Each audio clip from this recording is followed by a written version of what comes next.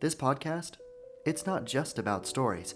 It's about soul states, about who we are when the world isn't watching, about dreams, healing, surviving, and finding meaning in the madness. You listening right now, you're not just an audience. You're not a background character in someone else's journey. You are the story. So, come in, take a breath. Let's talk about where we've been, where we're going, and the truth that binds it all together. You've just walked into Soul State, the new Y-Okie host. My name is Kris, and I'm your host here at the Walk-In. Growing up, I always wanted to be an actor. I'd mimic funny voices, mock characters from the TV, put on little shows in my living room when no one was watching. And eventually, I grew up. I went to college, got an acting contract, and then came the biggest scene change of my life. My journey from Oklahoma to New York, which began on July 23, 2024. I decided to take a leap of faith, to leave the comforts of home after a season of heartbreak and become something more than I'd ever been, to understand myself, to find myself.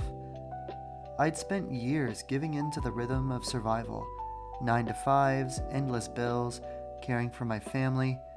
That was life, or so I thought. But deep inside of me, there was always this ringing noise, like my soul was banging against the walls I'd built around it, whispering, screaming. We were meant for more than this. I dreamed of being an actor. I had a gift for poetry. I'd written books and tossed them into the void. Still, I couldn't shake the feeling that there was something greater waiting on the other side of fear. So I jumped. What started as a plan with a close friend, someone who was supposed to move with me to chase our dreams in New York City, fell apart. Love kept him where he was. And so there I was, just me, just $1,000 and a bag of clothes. But I knew I had to leave comfort behind. I packed up my little Kia Forte. Her name was Samantha. Beautiful car. She carried me through college, through Oklahoma, grief and joy. I hugged my family, said goodbye to my friends, snapped a few last photos that now feel like old Polaroids in my mind, and then I hit the road. When I made it to Missouri, I was so tired I didn't even realize I'd driven through the entire state overnight. But as soon as the sun started to rise in St. Louis and I saw that arch, that massive monument against the breaking dawn, it hit different. I'd been awake for 24 hours at that point, from saying goodbye to friends and family, and my final stop, which was Gore, Oklahoma, to say goodbye to one of my father figures. People had given me little keepsakes, a rock, a note, a baseball that me and my brother had always fought over as kids. At the time, I didn't know these tiny things would end up holding me together. I wanted to sleep in a Walmart parking lot to save money, but I gave in. I got a hotel, spent 2 days in St. Louis. It was calm, but terrifying, because that's when it hit me. I had taken the first step, and I landed on my feet. So I kept walking. I crossed the bridge into Illinois. The border came faster than I expected. The state was mostly corn, and then Indiana came next. I passed through Indianapolis, stopped at a Starbucks, and realized I am so far from home. Then came Ohio. I pulled over in a town called Sydney to see an old friend. We met at a bar, me drinking Red Bull because God knows I needed it, and he gave me this tiny little toy frog covered in signatures. He said his buddy left them around town for strangers to bring on their journey, and I told both of them, I'm bringing this frog to New York City. And they smiled. I hit the road again, and by 1 o'clock in the morning, I reached Wheeling, West Virginia, to visit a friend named Hunter. I slept in my car under the stars, and when I woke up, I was surrounded by mountains, and I cried. Not because I was sad, but because I realized I did it. I left the only life I'd ever known. Hunter and I shared hot dogs, some stories, and then I drove on, through a mountain tunnel, through Pittsburgh, over a massive winding river, and I thought to myself, this is the most beautiful city I've ever seen, at least until I reached New York. But it was Pennsylvania, somewhere in those forest-covered hills, that I found something unexpected. Peace. The fear of being alone, the heartbreak of leaving everyone behind, it quieted, and I knew that if I just kept walking, I'd make it. It's like Uncle Ira once said, sometimes life is like this dark tunnel. You can't always see the light at the end of the tunnel, but if you just keep moving, you will come to a better place. And so I kept moving.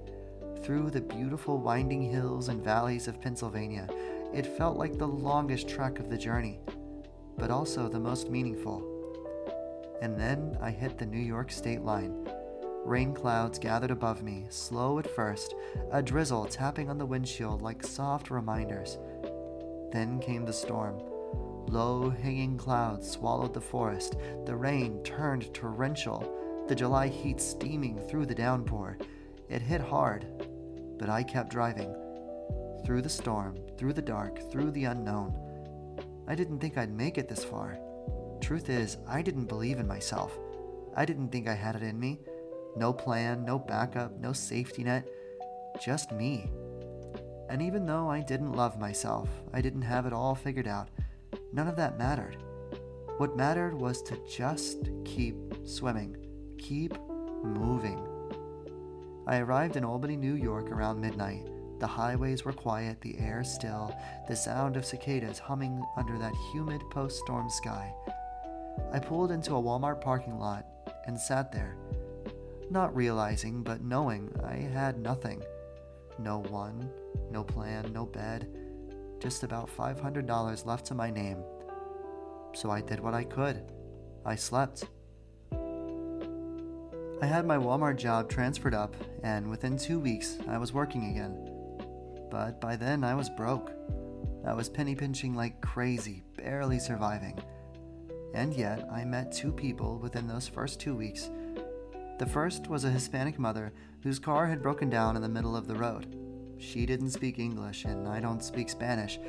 She had a child in the back seat, and no one was stopping to help her, so I did. I bought jumper cables. Could I afford it? No, but it was necessary. I got her car running. I gave her and her son some water. It was so hot that day, and she tried to give me money, but I refused. I gave her the jumper cables. I gave her what I had, and I left. The second person was Atif. He introduced me to family, to real brotherly love. And slowly, piece by piece, I started to realize I wasn't as alone as I thought. People from back home were still checking in, and new people in this unfamiliar city, they started to care too. The moment I thought I'd be the most alone was the moment I was surrounded by the most love. Yeah, it was scary. Yeah, I slept in my car for the first 3 months before I found a place of my own, but I just kept walking. I kept moving. So let's talk about those 3 months. No house, no car, just a little bit of money and me. That's it. Before I even crossed into New York, I knew I'd be sleeping in Samantha, my little Kia Forte. The plan had changed. Originally, I was supposed to start this journey with a close friend. He had money, dreams, drive, but he fell in love. He stayed. I didn't. So instead of arriving in New York with a financial cushion and company, I showed up alone, with nothing.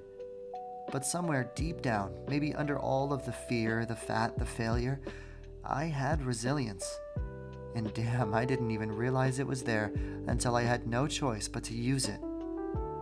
Those New York storms hit hard, but so did my will. I parked in a Walmart parking lot. Yeah, it's embarrassing to admit, I was technically homeless, but I wasn't directionless. I had a plan. Because a good restart story, it doesn't start in a mansion. It starts in the dark, in a car, with $500 and a dream that just kept whispering, "We're not done yet." So I got a gym membership before I ever left Oklahoma. Why? Because I knew I'd need a place to shower and rebuild. When I arrived in New York, I was nearly 300 pounds, lazy, ashamed, numb. I'd been coasting for years, in body, mind, and spirit. But now it was different. Now I was on the battlefield. So I woke up every day, 5, 6 a.m. I worked out, showered, took my clothes to the laundromat, ate a little bit, saved a lot, rinse and repeat. Was it glamorous? Hell no. Was it humiliating? A little bit, but it was mine. I was carving something real, and within 3 months, I'd saved enough for a deposit and my first month's rent. I moved in. Didn't have any furniture, no couch, no table, but I had that same $500. And so I bought myself a bed, a king-size bed, because baby, I'm a king. That bed arrived the same day I moved in. It was the only piece of furniture in my apartment. But piece by piece, I built a home. A desk, a chair, a laptop, a TV, a PlayStation. Nothing fancy, just pieces. Pieces of peace. And while I was doing that, I kept grinding. I kept dropping the weight, started making voice actor business cards. Need a voice actor? Mine is crystal clear. I started auditioning, theater, film, open mic nights. I put myself out there. And yeah, it was terrifying, but I was shedding my past. I was becoming the man I needed when I was younger, the man that would have fought for me when no one else did. I had to become someone who could protect, inspire, lead, not out of ego, but out of love, out of necessity. It wasn't easy. It wasn't fast. But I became what I always was underneath all of that weight and pain, someone worth believing in. My story is one of shedding the past and becoming something new, something of myth. And sometimes you have to give yourself a ridiculous name just to keep going. You have to become something of a fantasy to believe in yourself. So I did. I call myself the Phoenix of Oklahoma. I sold my Samantha, my first car, because I kept seeing the ghost of my past in the passenger seat. And I bought a new one, a fresh start. Her name was Nova, short for supernova, because I wanted something bright, new, dramatic, a beginning written in stardust. And later, a dear friend of mine, Kit Kat, gave her a last name, Ray, like a lighthouse guiding the lost. Nova Ray. I even got a little companion, a cat named Risky, my soft, scrappy buddy in a storm. And now you might be wondering, is he perfect? Does he have it all figured out? Does he finally love himself? Does he believe in himself now? Is he made of steel and sunshine? Does he wake up every morning and punch the sky until it lights up? No, not even close. But every single day, regardless of what hits me, pride, exhaustion, heartbreak, confusion, I just keep moving forward. And that's what this podcast is all about. We're not here to fix you. We're not here to give you a blueprint or sell you a shortcut. We're here to be with you, to hold space, to listen, to walk together.